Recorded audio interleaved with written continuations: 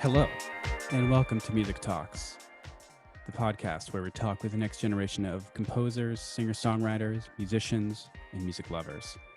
Together, we explore the uniqueness and universality of our experiences with music, while also discussing the culture, history, theory, politics, and a whole lot of other things in and around music. I'm your host, Dante Luna, and I'm joined today by the composer, singer, and all-around musician, Sahara Grimm. You can find her music on Spotify and Apple Music and anywhere you listen to music. And also follow her on YouTube and Instagram at Sahara Grimm. Woohoo! Sweet. So I've been listening to your music a lot, just like studying, getting back into the vibe. But I noticed this awesome quarantine version of Abstracted, right? Yeah. I didn't even realize you guys did that. It was super last minute. I thought I missed the Tiny Desk submission. I did one kind of last minute last year too. And then I got an email from them because I submitted last year. And they're like, it's your last chance. It's closing on April 27th, the deadline. And I saw that like a week before. And I was like, okay, I have a week to put this together. So I reached out to everyone, and I keep seeing everyone do all those different screen videos. So Yeah. thought it'd be a good chance to try one and submit. So. I mean, it was so great. It sounded like produced Thank you. so well too. I was really impressed by that. I was surprised because I've never done that, and we all just played along to the MP3 and then set in our isolated track and then mixed them all together newly, and I was like, yeah, it worked. Yeah, so cool. And were those the same people that played on the album? Yes. That's so cool. Yeah. So a couple of them were in San Diego and a couple in LA, and we all did it from afar. So like, what was recording the album like? Because it sounded like there was a lot of people on that app, like especially like one of the songs. I think is Replenished. There like, it sounded like a full orchestra with like strings and horns, just like totally arranged. Do you know Anna Kuchnarov? Oh yeah. Yes, we went to high school together actually. Yeah, that's Anna, and I knew I wanted to have her in it, a part of it. And she was like, this would sound really beautiful with a cello. But we were having trouble finding someone with the time we had booked in the studio. So we kind of just went in there one night and played like did it as we went. And she just kept layering things. And we kind of just created her whole arrangement in the studio based off of like what was sounding cool. And yeah, I was so impressed that was from one violin, That's amazing. And she's super good. So yeah. I don't know how she does it. She plays awesome. So many different styles. It's just like unreal. And she just does it like it's nothing. Yeah. That's why I thought she was perfect, because like I love world music, and she has the Middle Eastern influence down, and also the classical like skills. So it came together. I was really happy with how it came together. Yeah. So like all in all, like how long did the writing process take and the recording process?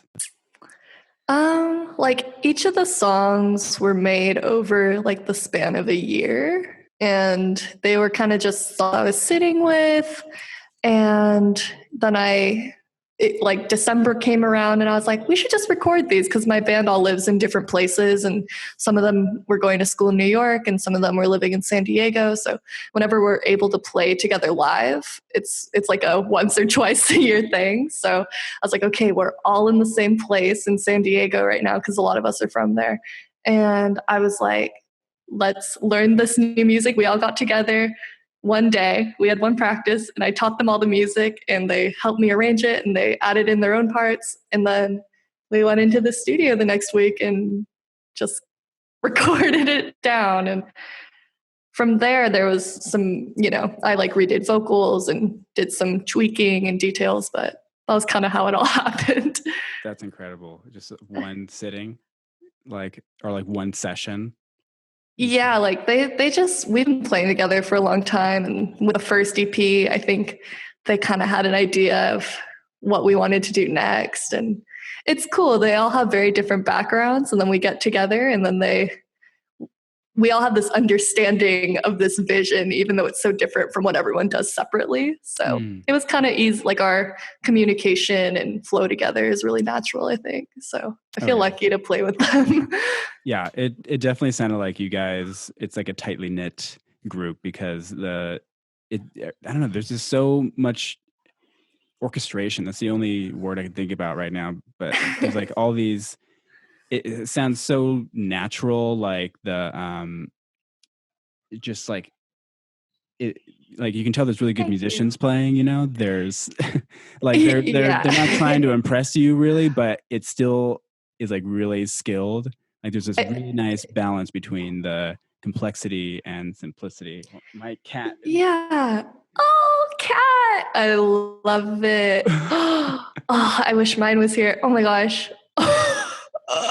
She just. What's the name? Her name's Lily. Say hi, Lily. Oh my God. Hi, Lily. She's beautiful, perfect princess. Yeah, she's my princess too. I'm loving her from over here. Yeah. But yeah, like I don't think my music is necessarily like, it's complex in a way, but it's also, I think it's very approachable. Like I don't think it's too hard to play, most of the time, but I think it just goes to show like they're able to really, like, you can tell they're good because they just do the composition so much justice and like doing their simple part really well, and then they also bring their own thing to it and it becomes a completely different thing than what I originally wrote. And then for the better though, and kind of becomes what it is. Yeah, it sounds like like it's one large piece. I'm talking about abstracted, like just from the beginning to the end. It's just like one thing you can experience, but also each one has its own unique characteristics. And I thought it was so cool. Was that the original plan to like link them all together? I don't know. I didn't really have a plan. Like I don't know. I was going through just a lot of ups and downs, and a lot of them were just written because for myself. And then I was like, I think these all kind of relate to each other, like the general theme of my year. And it flows, like it's a story for sure. But I try to make my lyrics pretty vague because I don't know, I just feel vulnerable when they're too clear. So I try to write them in ways where everyone can come to their own conclusions and make sense in their own way of what it means. But yeah, I think generally, like abstracted is like about being abstracted, like not present and just kind of, and then replenished is kind of like that come up of like healing and whimsicalness. And then Unbounded is like the final realization, I feel like. And then, I don't know, the intro and the lewd were just fun things where I like the guys to kind of do their thing. And I didn't write the lewd, the guitar player did, and we just added to that from what he brought to it. But it's kind of like a coda to Replenished. It just like, it feels like it's still the same song, but it also is its own song in a way. Yeah, it's super fun to listen to. And like I definitely get like it's obviously very jazz rooted. And I'm sure, you were talking to me yesterday about your background in art school, and of course I know you from UCLA. So like what else was an influence just in general to your like musical voice? I have some definitely like some icons I look up to that are all pretty different. I really like Bjork. I just love her generally as like an artist, well-rounded. I like, and like, her experimentation with just like nature, and obviously I love Napalm from Hiatus Coyote. I love Erykah Badu. I also, studied jazz vocals, so I love Like, I love like Nancy Wilson Mm-hmm. and Billie Holiday and Sarah Vaughan and Betty Carter, you know, all those great people. And Yeah. oh, you know, like Little Dragon, like I really like Yukimi. She's someone I was listening to in like middle school. Like I think about my really, really, really early songwriters I really loved, like Joanna Newsom and Mm. Yukimi. And then like there's just so much good music. And I feel like Yeah. all those women like are something I strive towards because they all sound like themselves, which I really like. Totally. Yeah. Oh yeah. I mean, I actually listened to a lot of those people growing up, like in high school, especially Little Dragon and like Yeah. Erica Badu. And another one that Yeah. came to mind was like Esperanza Spalding. Oh, she's why I started writing music. So No way. Oh yeah. yeah, like I heard that first, you know, the song I Know You Know, and I was like, Mhm. I was like, you know, in high school, I was in 10th grade and my first boyfriend broke up with me and I was just like super emo. And then I like went to Japan and was staying with my grandma. And then I don't know, I just like came across some like YouTube videos, like live YouTube videos of Esperanza Spalding. And Fire. yeah, I was just like, oh, this is where it's at. And I feel like that kind of changed my whole direction in general. So It's so cool. You can like pinpoint yeah. it to one Yeah, it's particular very like, person. it's really weird to see it come full circle now. But yeah, there are definitely significant moments where I'm like, oh, that was important. And I didn't even realize it at the time. Yeah.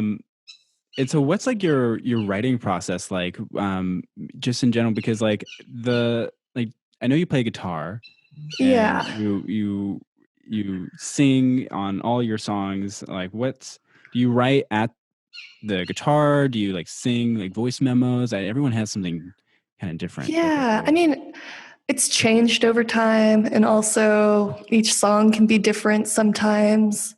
I used to start with chords. I used to write chord progressions first, like in my first EP. I think a lot of those songs began as chord progressions that I fit a melody to. And Mhm. then, like nowadays, I usually hear a melody first. And then, because I don't know, I've started studying voice leading more and stuff. And I think it makes more sense for me now to have a melody come to me and then fit chords, you know, like playing that melody on guitar and then matching chords that fit the right colors with, you know, where it lands in the melody. And then lyrics always come last for me because that's something I need to work on. Yeah, lyrics are hard for me. I feel like that's why I play music because I'm not good Mhm. with speaking quite as Yeah. strongly. That's, I would never think that just by listening to your music, but like I can totally relate. Like I don't write lyrics usually. I write mostly classical music, but Yeah. I've written a few songs, and the lyrics are always written by other people because I just can't do it. Yeah, you know, like I get a phrase. It's really easy for a phrase to come with me that just sticks and it's natural and I can't use anything else if I want to. And then it's kind of about writing lyrics relating to that phrase for me. Hmm. Yeah. Yeah, like the and that's really good that you start with melody because I feel like a lot of people get so caught up with harmony and like really interesting rhythm and like it's super cool. Like I think that's a lot of people's strengths, but what you don't see is like really good melody anymore. Oh, thanks. Yeah, yeah. I Rare. mean, it used to be like that for me, you know, like when I first got into like Esperanza Spalding and jazz, and I was writing in a lot more weird time signatures, which is really cool. I kind of want to start doing that again. But Hmm. then I felt like with my first EP, it was too changey, you know, like I felt like it was just like a lot happening. And so for Abstracted, I wanted it to be more like groove oriented and just based off of like a consistent, because more of the music I was listening to at that time was more groove based. So it's definitely been a lot of learning and experimenting. And also what you said about voice memos is like my phone is just filled with a random la la la la, la, you know. Yeah. Oh, that's so cool. And I go back and those totally help me. Otherwise I just forget because so many different ideas come through all the time. I always regret it when I don't do that, when I don't put it into a Yeah, voice same. memo. I It's know. like, oh, I'll remember that. No, I won't. Yeah, same with my phone notes. Like I'll do lyrics if they come and come back to it later. But also, I'm very analog and I like to write. And I've done like, different songwriting prompts too. So, Oh yeah. I know. I feel yeah. like setting parameters on yourself actually makes me more creative, or like Yeah. allows me to be more focused. It can kind of be like writing an essay. Like, I cannot write an essay without an outline. Oh So yeah. I find writing, where I'm going with the song can sometimes visually help me to understand what I'm doing too. That's so cool. And so what are some of the other things you play? Because I know I have this vague memory of being in playing the Music of India concert one time where you were playing sitar. Yeah. Did That you was play sitar too? I played tabla. Okay, I wanted to do that. I just didn't have enough time. Yeah, I mean it's so hard, but it's Yeah. like an amazing No, instrument. I'm like a fetus when it comes to Indian classical music, but I love it. And it's definitely changed a lot of the way I approach music. So Oh yeah, I want to dive more into it. There's so much I want to do. It's just, yeah, it's like I want to practice more. I want to get comfortable on piano. I want to get better at guitar. I want to start learning production. I want to learn sitar. And like all of these things are just worlds within themselves. And I just feel like I'm dipping my toe into each of them. And yeah, patience. Oh yeah. I'm sure you'll have the opportunity to do that. Just Yeah. every album, every song will be another chance to do that. Totally. So one of the things I think it's going to be a trend with all the people who I get to talk to on my podcast is the fact that all of their music has like combinations of genres. And I think that's just the music today. Yeah, that's the world we live in now. Yeah, And I think totally. it's so special. Yeah. And like if you had to put like a name on like your style of music, like how would you describe it all in one? If you absolutely had to. No, I know. That's literally my biggest challenge, because when I'm submitting my music to playlists, they always ask you, what's your genre? And I never know what to pick because I'm like, it's none of them and it's all of them. Yeah, I feel like my music best fits into that neo soul world. With like Moonchild and like that whole thing going. Not that it sounds exactly like that, but I feel like that's where it may best fit because neo soul is also kind of a mix of genres that has its own label now. Also, like I've been thinking about alternative, like like we relate that to like indie rock a lot of the time, but I feel like what alternative literally means, my music, the literal definition of what alternative would mean. So I don't know. Yeah, it's kind of a weird question because there's not really an answer for it right now in the system we have set up where you have to pick a genre to put it on a playlist and all that stuff. One time, one of my friends I play music with, like I was filling out some submission thing for UCLA radio and they were asking, what's your genre? And I was with my friend and he was like, they said some long, funny name. I don't really even remember what it was exactly, but it was like something along the lines of psychedelic baby jazz surf rock or something. And I was like, kind of, I don't know. I love that.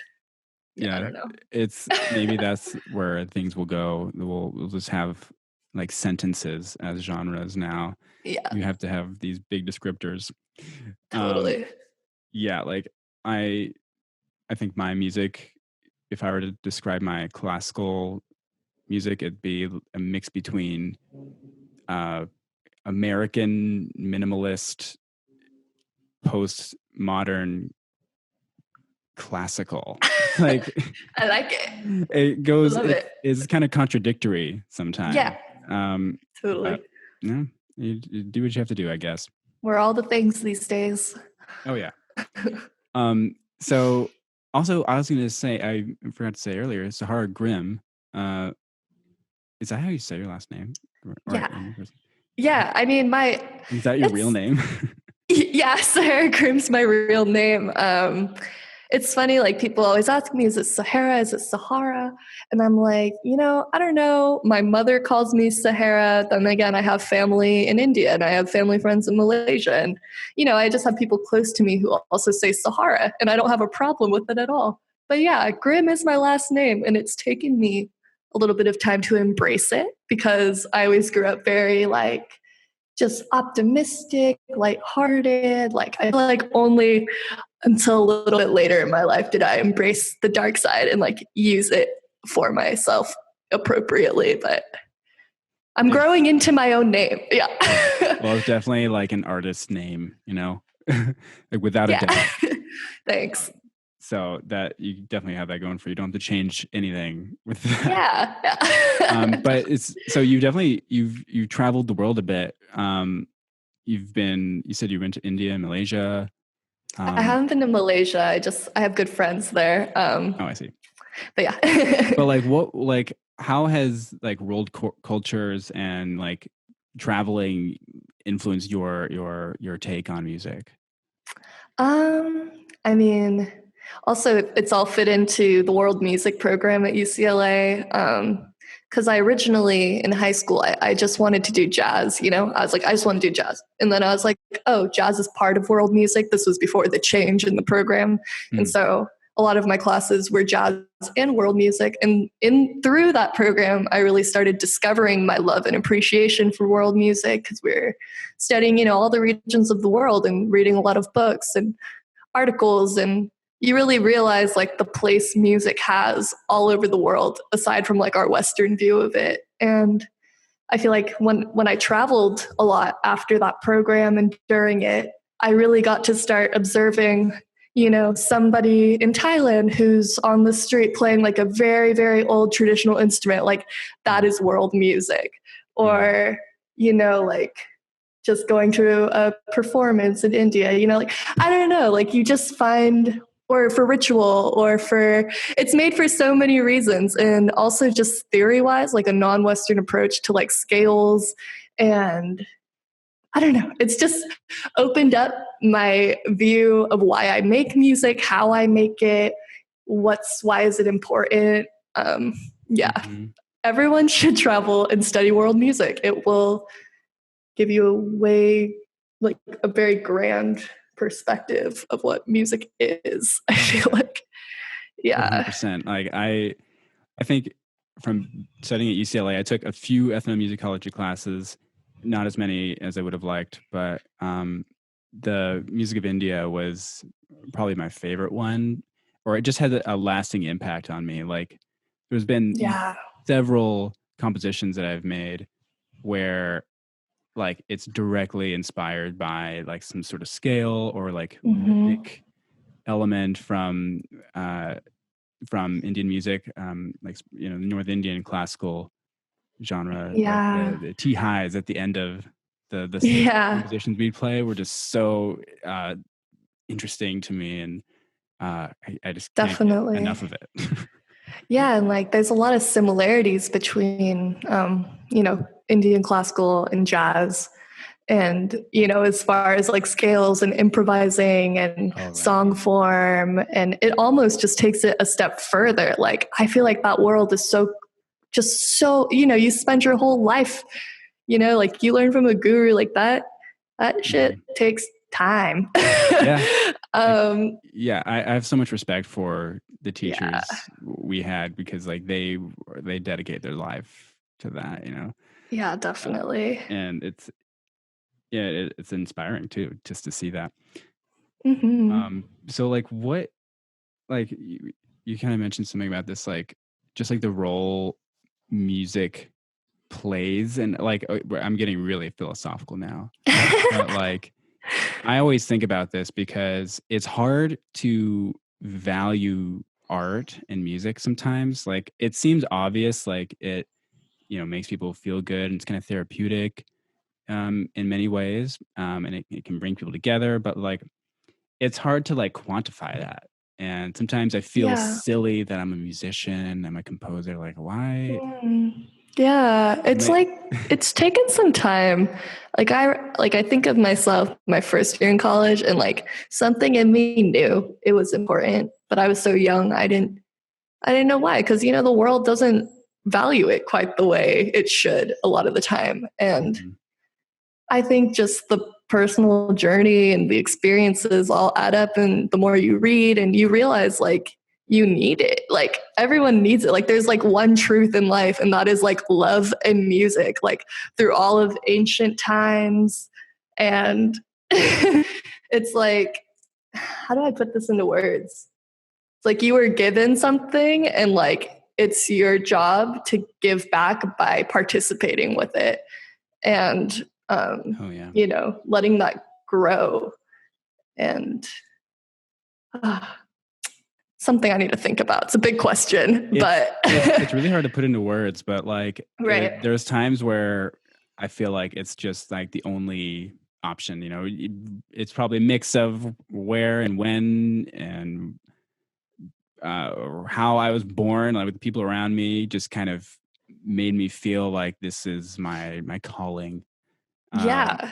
uh, I don't know if like I mean, you probably feel the it's same. therapy. Like, if you're an artist, I believe you're a healer. If you know, it's a form of healing, just like medicine, or it's just as valid. It all connects, and it's all valuable and important. And what is life without art and music? It sounds silly, but it's obvious, and it's true. Everything we look at. It's kind of one of the only ways we can remember and appreciate our humanity, and like I mean, like it's Yeah. easy to get lost in I don't know, like uh are just consumed by all the complicated things about life that it's Yeah. it's kind of important. It's almost like a spiritual requirement sometimes. Yeah, and I don't know your views. Like, I'm not religious, but I am spiritual, and I feel that like, you making music and you sharing that with people is like you channeling, the source, like God, and that's you like sharing that with the world. And like, like, music is equivalent to spirituality for me personally. And we need that. That's like what good is life without any of it? What's the point of it all? So, Right. none of us really know, but Right. why do we all feel this calling? Why do babies react to music? Why do old people, when they don't know anything at the end, like, hear a song and they suddenly know it? And it's powerful. Like, music is like this powerful force in the world, and I don't know, that alone is important. Yeah. And like, isn't it cool when you're writing and you don't really have to think hard about it? It just kind of writes itself. Like, Hmm. does that happen with you where you're just like, you're on one and you're just like, oh yeah, Yeah, like you this just is hear it. And then you're like, oh, that's what I needed next. And you just listen. You listen for what's inside of you, and then it just comes forward when you need it. it's amazing. It's this magical thing. Yeah. Um, so, and actually, like studying at UCLA, there's a lot of like non-music classes that had a really big influence on me too. Like, Yeah. it's kind of nerdy, but like the architecture classes and like the science classes really Mm, gave me a lot, or just new perspectives on totally. things. And I was wondering if you had a similar Um, experience. yeah, I took an anthropology course on like world culture, just like, yeah, like, I love the Mhm. WAC program at UCLA. Any Oh world yeah. arts and cultures classes I've taken, I mean, that's just like gold. They just give you all these resources that you read, and you're like, and you find out all these mystical treasures about the world that make up culture and humanity. And I mean, those have just been a great way of like well-rounding the way I view life and music and art. Yeah. Yeah. Did you get a chance to take the class? It's a WAC class, World Arts and Cultures. It's with the dancers, and you get Oh, to I write heard music about on it. that. Yeah. No, I didn't, but I wanted to. Well, I bet if oh, you moved away from LA, but I I'll was be gonna. back. I'll be You'll be back. back. Good. Um. Well, anyway, yeah, that's something they would love to have you there because I just took it in the winter. quarter, and it was so fun. I mean, I felt a little bad sometimes because you have to write a song every week basically, Yeah. and they choreograph to it, and it's just turnover is really fast. I didn't really spend enough time on some of them. Yeah, that's a lot. It was fun. Yeah. But it sounds awesome. I mean, music and dance, they can't live without each other. Mm-hmm. Oh yeah. Which I love. And like I actually used to do some dance because my parents are ballet dancers. Oh, that's so cool. My dad's choreographer. Wow. And so I kind of was around that a lot. And I felt the same way that I feel when I'm playing music when I danced. Yeah. They're kind of, really related to each other for sure. Totally. I love dancing. Yeah. I'm not good at it, but I love it. I've lost my touch. Yeah.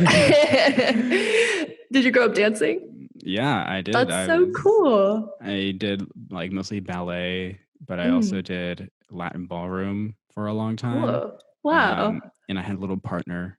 This was like when I was really little, when I was in elementary school. It was so fun. I love that. Yeah, it was great. Yeah. But I was gonna say earlier too, like when you're thinking about all your influences and stuff, like if you had to be on an island with only 3 albums or artists, and you had to, which one albums or artists? Right. Which ones would they be? Should I pick 3 artists or 3 albums? Let's do artists for now. Okay. Yeah, it's more generous. That's a big question, so I'm just going to say who comes to my mind first. And for some reason, that was Elise Regina, bossa nova artist, singer, because she just sounds like super fun and raw, and I love the quality of her voice. And also, I'd love to learn Brazilian music from her. So Elise Regina would be dope. It would be cool to be stuck on an island. That's a hard question. I mean, I would hate to answer that question, but damn, I'm like Elise Regina. I think it could be really cool. I don't know. I'm thinking about all these really like quirky people where I keep being like, yeah, that'd be cool. And then I'm like, I don't know if I'd want to be stuck on an island with them. Like I was thinking about like the singer from Prince or like Thelonious Monk. And then I was like, you know what?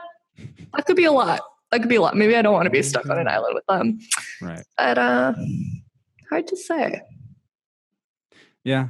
When people ask me that, I'm always like, I don't know. It always changes for me. Yeah. But it's kind of a fun hypothetical. But what about like if you had like a dream project, like if you could collaborate with an artist right now, or even one that's dead, like, and it was like it had all the money in the world, just produce it all. Yeah. Oh, that's a great question. I've been listening to this album called New Femme Cigana. I love Brazilian music, and there's an artist called Lo Borges. I'm not sure if I'm saying it right, but it's a sick album. It's super cool. And I mean, I would love to create something more like that. I'd love to work on an album with him. I mean, this guy's alive. Oh my gosh, what's his name? Miguel Atwood Ferguson. I would love to work with him someday. And I would also really love to get to even just part of a choir or something that Stevie Wonder is like playing with. Like I would love to be able to do something with Stevie Wonder. So that's amazing. I think like you can tell, I don't know, like you can sense that in your music for sure. Like those. Oh, thanks. And like the Brazilian music, I really want to get into that too, because like I've kind of been around it a little bit with percussion because I'm primarily a percussionist. Yeah.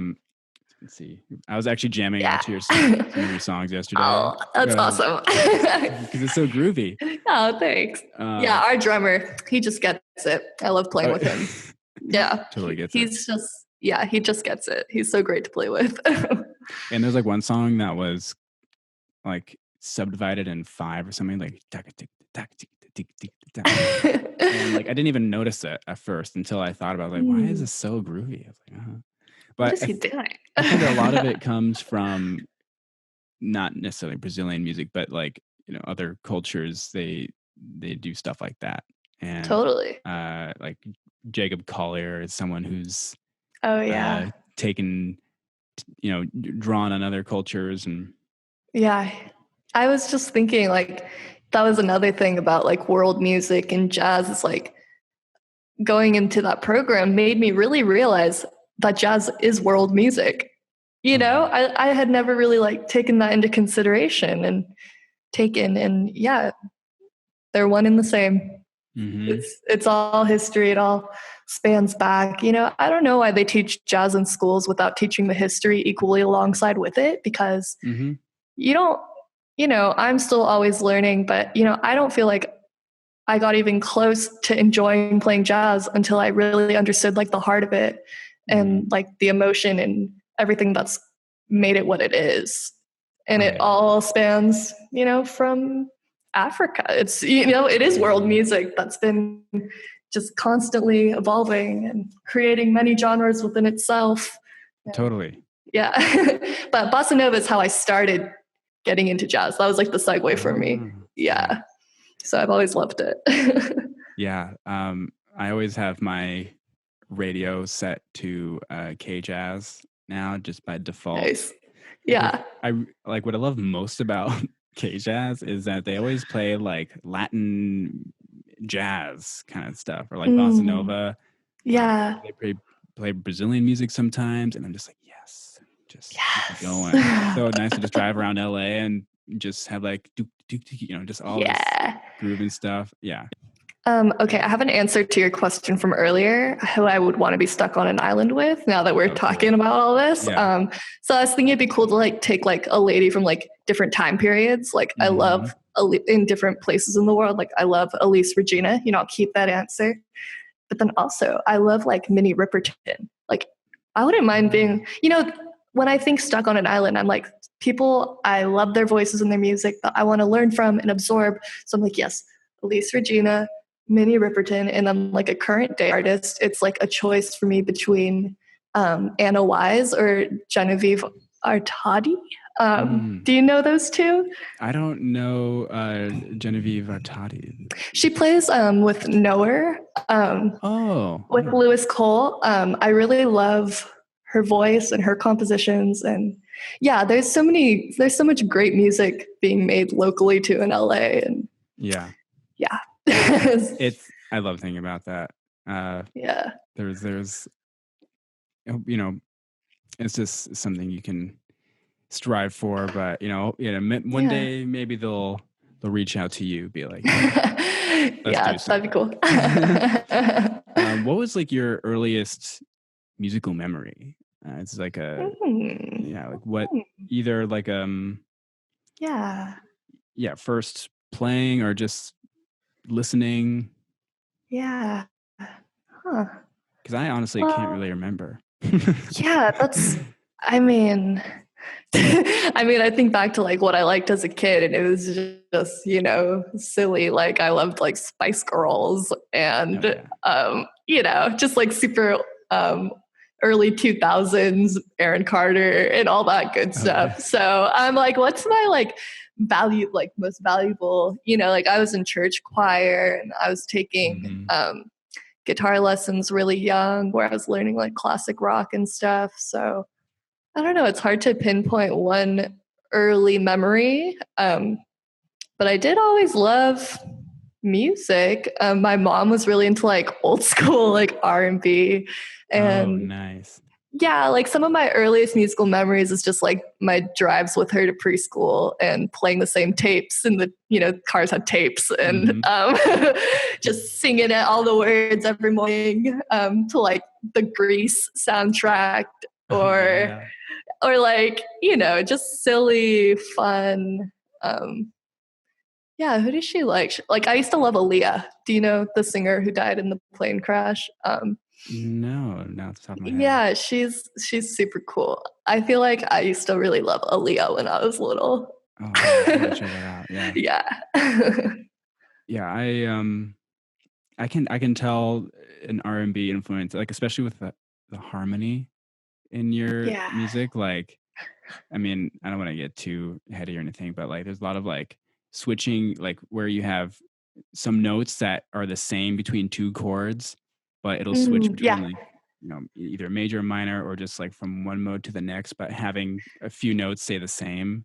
That is Yeah, something totally. that's like so characteristic of R&B, I feel Yeah. like. I And love when one note works with so many chords. yeah, So cool. It's so cool. I always wanted to apply that to like orchestra music. I Yeah. mean, actually, because Yeah. people do that a lot. Totally. Like old composers, like I'm Mm. sure Beethoven did Who, that. which classical composers do you really like? Well, I grew up listening to a lot of classical music, but like Beethoven was one of them, and Vivaldi. Hmm. Um, Nice. Vivaldi was like the predecessor to Bach in some ways. Mm-hmm. But like I've really been vibing with this composer who's no longer with us. His name is Lutoslawski. He's a Polish Mm. composer who was kind of in the later half of the 20th century. Super cool because like he has like 12 tone music, or like music that has a lot of dissonance, but he Yeah. voices the chords and the harmony in such a way where it doesn't sound dissonant. Like it sounds really Oh, beautiful. Um, yeah. and like Yeah, I really miss it. yeah. Who? Schoenberg? Well, like Schoenberg, Schoenberg Music Building, he taught at Yeah. UCLA at one point. Yeah. His music is really dissonant and hard to kind of grasp. It's kind of not It's, accessible. not something everyone hears and goes, oh. Yeah. But I can appreciate it. Yeah. But like, it's funny. Like, I think you mentioned like Miguel Albert Ferguson. Mm-hmm. Um, I saw something that he arranged for orchestra, Mm-hmm. and I swear to God, it was like a 12-tone row or something, but it sounded Mm. so groovy because there was like a drum beat in the back. And I Yeah. was like, Oh, what he's so is this? diverse and cool. Yeah. Like, yeah, I used to sing in like choirs in high school and stuff, and we would do really intricate, like crazy, I was like first soprano. So Oh, I, yeah. I really miss like being in like small, like dope choirs and just doing really complex, like following the music and just, going with it. But I think like as far as like personal taste, I really like the pianists. I really love like Debussy and Chopin and Oh, all yeah. like a little later when everything started getting textured and you're like, oh, does that sound like jazz? is that jazz like Yeah. here? Exactly. I know. Yeah. Debussy definitely sounds like jazz sometimes. Yeah, and Um, Satie and yeah. And actually, Ravel. a lot of people have jazzed up their pieces with Yeah, just like brushes and something. totally. And actually, speaking of jazz and classical music, Gershwin, I feel like has been Oh, somewhere that's in yeah. the middle and just makes me feel so good. Like Oh, listening to I love Gershwin. Gershwin. Yeah, he's got Yep. so many Schubert. hits. Schubert, Yep. yeah, Hmm. breaks your heart. Yep. And so I just appreciate that in your music you have so many genres like that, including elements of classical music, like with Anna coming in there and the strings. It sounded Yeah. like an orchestra. I just can't Thank you. do Yeah. that. Yeah. Our Something guitar interesting. player, she has like a small solo bit in the song, and our guitar player was like, what was that? Like that was like a sweet Middle Eastern lullaby. And I was like, yeah, Oh. I don't even know. That was she did a great job. Yeah. I didn't know what to expect. So I mean, that's just kind of my process. I'm very open-minded about it. I know some people are like very like have a very strong particular way they want it, but my process is very I kind of want to start becoming a little bit more that way, but I'm very like get there, what's going to happen, and that's going to be exactly what it was supposed to be, and Oh that's yeah. kind of been like process for me, but There's yeah. something nice about that because the only goal is that you do something and like you don't get too caught up with the Yeah, and I trust everyone's ears, it's like if it's not working, then we'll try something else. Mhm. So I'm all for that. yeah. um And what was I gonna say? I forgot what I was gonna say. Well, like, what's one thing people don't know about you right now? Like, as far as an artist, like, what's something you wish people?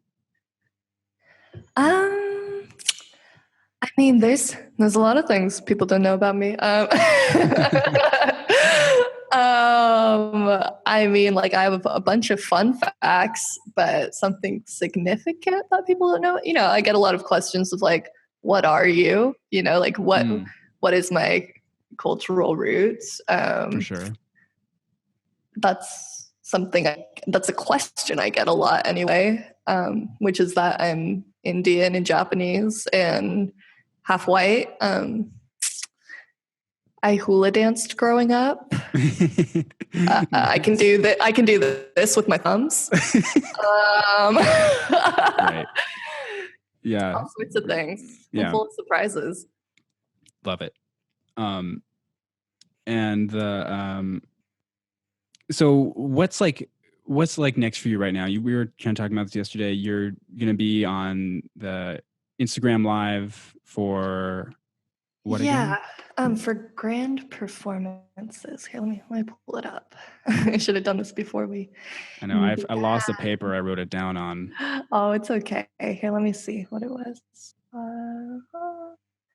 Yeah, their Insta handle is called Grand Perfs for grand performances. So just performances short. And I'm gonna log on to their Instagram. So their whole thing is they're on a mission to celebrate diversity and inspire community and give LA free access to global performing arts. And nice. Yeah, it was really cool. Azul from it hit me up, and I'm going to log on to their Instagram on May 18th. And yeah, I'm going to do a live set. And then I'm not sure when exactly, but I have an interview with The Voyage LA coming out. Sweet. Yeah, those are like my two main things. And I also have one single, but who knows when that's going to be done. We recorded it in January, and I've just been taking my sweet time with it, but a single is coming. Awesome. Yeah. I'm so looking forward to that. I was working on an album with an old band that I was in, and we worked in it for like 6 months straight, and then it's still not out yet. So. No, it'd be that way. Same with Abstracted. Like I literally sat with it for a year, and everyone in the band kept being like, "Are you going to release it?" And I was like, "Yes, but it's taken some time to." Yeah, it all just takes time. Good things take time. Yes, exactly. Good things takes time. You gotta. It deserves time. Yeah, and that's the thing about being independent is nobody knows the difference. So you're it can kind of work in your favor. You can feel like you're running out of time, but no one even knows you are. So right. It's all good timing. Yeah. Absolutely. Yeah. So I think we're just about at the end, and cool. I'm going to ask this to everyone who's on this show. If you could say anything. Oof, I got cat hair. Secret's out. There's cat hair everywhere. But our furry friends. Yes. I don't know what I would do without her, to be honest. She's kept me sane during this quarantine. No, seriously. My cat's my best friend at this point. So. Oh yeah. I was gonna say, like, how has the quarantine been during this for you? Like, have you been doing more projects, or? It's been so weird. It's been weird for everyone. It was weird timing for me because I graduated, and then I've traveled a little bit, and then I moved back to LA in January. And so I had a couple months where I was starting to try to find some jobs, some more consistent jobs. I like to do music therapy. I teach. Cool. So, I was doing some of those jobs on the side and just trying to get my music going, planning gigs. And, I felt like everything was just starting to happen. And then it was boom, That's all Yep. changed. So, I need to talk to more musicians. Like, nobody really knows. I'm just wondering when I'll be able to perform again. Yeah, same. But we're really lucky to like live in this day and age where we have all these online resources. Like, things in history have happened like this before, and literally no one could talk to anybody, I feel like. And Right. we're at this advantage where we can still do our thing to some extent. And so, there's a lot of work that goes into the internet when you're an independent artist and you have to do all the jobs. So it's given me some time to catch up, like redoing my website, making more, just like finishing up some content I had and putting that out now and submitting the playlist. And, so much goes into it online that I feel like I never have time for because I want to create and schedule things and all the other stuff. So yeah, I'm just trying to get to the other things I've neglected. Because I'm not, I'm learning the whole business side of things. I do think it's equally important, but I'm just so not naturally into all that. So it's been a struggle for me to really buckle down and get on that whole wagon with playing the game or whatever it is. It's like you kind of need, like, I don't know. I have this everyone has a weird relationship with Instagram, but it's like I feel like that's my main way of getting the word out. So I'm like, I should have this so that people are aware that I'm making things and sharing them, but also I don't want to spend too much time on it. And it's just a balance. I know, exactly. Like it can be a really useful tool, but it also suck you in. So it's hard to balance. Yeah, there's so much of it I don't agree with, and then I'm like, I don't really like being a part of this, but then there's some really great things and gigs I've gotten and people I've gotten to meet and connect with. And so, yeah, it's not perfect. Right. Well, that's good. You're making the best of it. Yeah. It's all you can do, really. Yeah. So, okay. Yeah. The last thing I want to ask you is like, if you could say anything to the world and you knew everyone would hear it, it can be about anything you want. Like, what would you want the world to know, just or think about, from your perspective?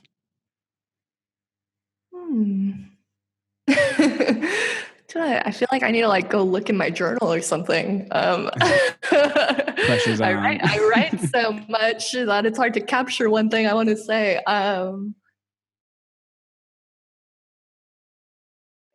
I hope everyone. I'll make it specifically to this time we're living in. I hope people can quarantine their minds from all the drama of this. I think people get very consumed in checking the news and watching things. And, I think if we're able to get the info we need, be aware of what's happening around you, but don't get enthralled in it and panicked. And, this is a complicated subject because, there's people who aren't even privileged enough to, there are people getting horribly affected by this. I'm speaking within my own everyday reality, but, I just hope if you're able to, and you're healthy and you're at home, but you're able to make the most of the time. I just want people to like take this time to like rest and reflect and try something new that they feel like they never have time for, and really use that as a time to explore within, like I've been meditating more and writing more, and I've finished a book for the first time in who knows how long. And, it's really been a valuable, I think there's a lot of transformation that can take place during this as well. So I hope everyone's able to really focus their energy to exactly what they need in the moment, whether that be doing nothing and resting or starting something new, or, That's great. Yeah. Everybody just chill out and breathe. Okay. Chill out, breathe, do your thing. Do your thing. Yeah. Be loving, reach out to your loved ones. Yeah. Oh, yes. Oh, I love that. Yes. That's so great. I'm going to take your advice on that. More. I could use some more connectivity with my family abroad. I've been trying to FaceTime with them more. Where do they live? I have some people in Georgia and in Texas and Wow, in the Netherlands and in Belgium and France. Cool. So that's so cool. Yeah, they're all over. Yeah, like I've been playing like funny games with my family in India, and we all play like a funny game through the iPhone. And, there's a lot of opportunity to just connect, and we have technology, so we're lucky we're able to. So. Oh yeah. Yeah. Agreed. Yeah. Awesome. Well, thank you so much for joining me today. That was a lot of fun. Yes, it was. I recorded an intro at the beginning with plugging your stuff. I'm going to say it again. Sahara's Rim on Instagram and YouTube. Mm-hmm. You got 2 EPs out on Spotify. Fire music. You have to listen to it. Thank you. Thank you so much. Yeah, thanks so much for asking me to do this. It was really cool. I don't do this often, so. Yeah, me neither, but I am hoping that